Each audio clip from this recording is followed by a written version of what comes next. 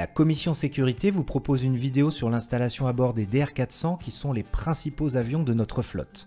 Cette vidéo est la version courte. Pour vous parler de l'installation à bord du DR400, nous allons commencer par parler ensemble de comment monter sur l'aile. Vous le savez tous, il y a une poignée qui permet de s'aider de monter sur le bord de l'aile et il faut marcher uniquement sur la partie noire. Il ne faut pas marcher sur les volets d'atterrissage qui sont toujours en position sortie. C'est évident pour vous, mais pensez à le dire à vos passagers.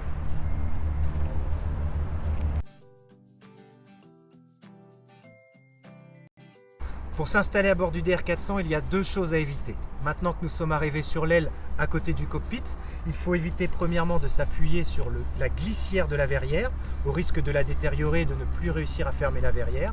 Et deuxième point très important, il ne faut pas s'appuyer sur le dossier du siège, au risque de fragiliser la fixation qui permet de régler la position.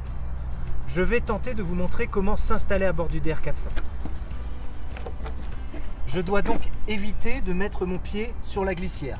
Je vais donc mettre le pied directement à l'intérieur du cockpit et ensuite le deuxième pied et venir m'installer dans le siège sans prendre appui sur le dossier. Pour sortir, c'est la même chose, inversée. Je viens sortir le premier pied et le deuxième pied.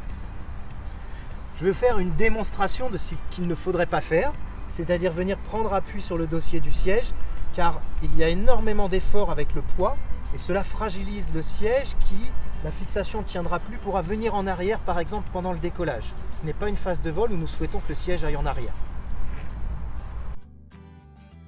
Nous venons de le voir dans cette vidéo, il y a deux choses à ne pas faire lorsque l'on s'installe dans un DR400. La première chose, c'est de ne pas s'asseoir ni mettre le pied sur le guide de la verrière.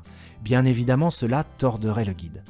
La deuxième chose à ne pas faire, c'est de ne pas s'appuyer sur le dossier du siège et encore moins sur le haut du dossier pour ne pas appliquer un poids avec le bras de levier qui fragiliserait la structure du siège et le système de verrouillage.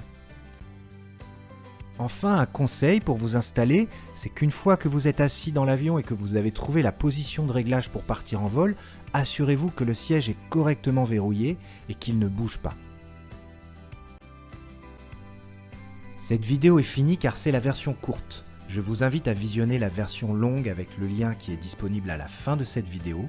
Vous y verrez notamment un exemple d'accident durant lequel il y a eu une défaillance possible du siège pendant le décollage et également la description de la conception du siège qui vous aide à mieux comprendre les faiblesses possibles.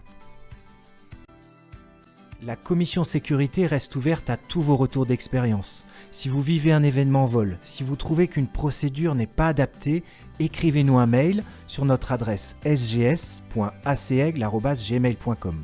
Nous traitons tous les mails reçus et nous vous donnons toujours une réponse. Merci d'avance pour votre participation. Je vous souhaite à tous de bons vols et une bonne installation à l'intérieur des DR400.